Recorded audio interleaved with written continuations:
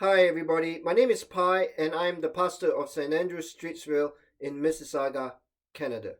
May we pause for 5 minutes and think about life, God, and the Bible. Right now, in these 5 minute windows, we are reading the Gospel of Mark, the second book in the New Testament. There are two sets of verses which sum up the message of Mark. The second is Mark 10, verse 45. We will look at it later. Here is the first set. Mark 1, 14 through 15. After John was put in prison, Jesus went into Galilee, proclaiming the good news of God. The time has come, he said. The kingdom of God has come near. Repent and believe the good news. Mark 1, 14 through 15.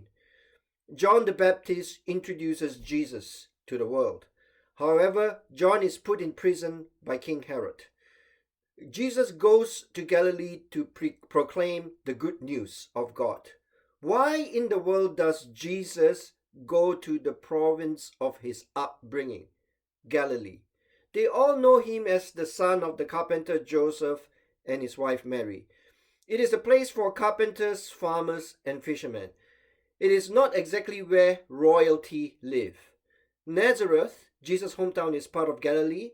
It is about 60 miles or so north of the busy and exciting Jerusalem, where the temple is. Nothing ever happens in Galilee. Everything happens in Jerusalem. Yet Jesus goes to Galilee to be with the carpenters, the farmers, and the fishermen. Jesus starts his preaching career in boring Galilee. What does Jesus proclaim? He proclaims the good news of God. In other translations, the New Testament Greek word for good news is translated as gospel. The word gospel comes from a 10th century English word, which is an abbreviation of two English words, God or good and spell. So gospel or God spell means we spell out what God or good means. Having said that, I now want to contradict myself and say that the New Testament Greek word that is translated as gospel is better translated as good news.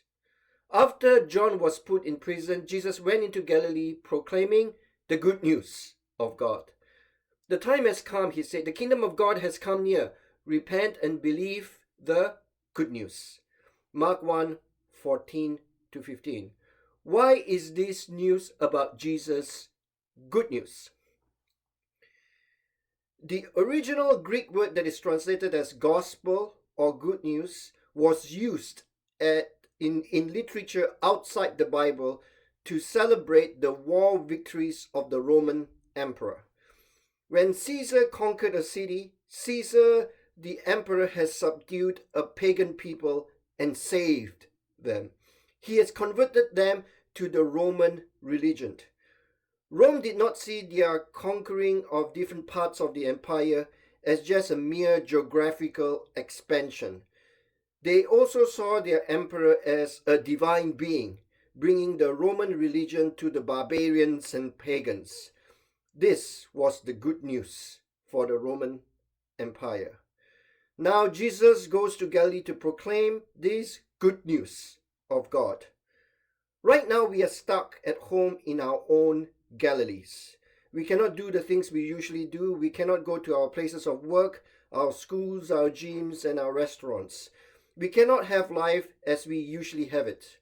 On top of this, I know of people who have been laid off their employment because of COVID-19.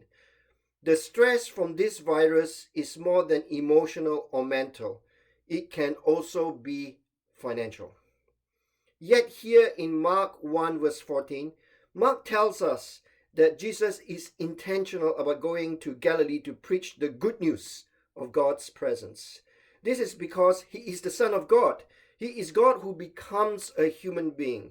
Like a Roman emperor, Jesus comes to save us. He comes to save us in our personal Galilees. The time has come, he said. The kingdom of God has come near. Repent and believe the good news. Mark 1 verse 15. God is here. God is here because King Jesus has arrived. Even though we might be in our homes, remember that God has arrived. And God, Jesus, the Son of God, has come to save us. Amen.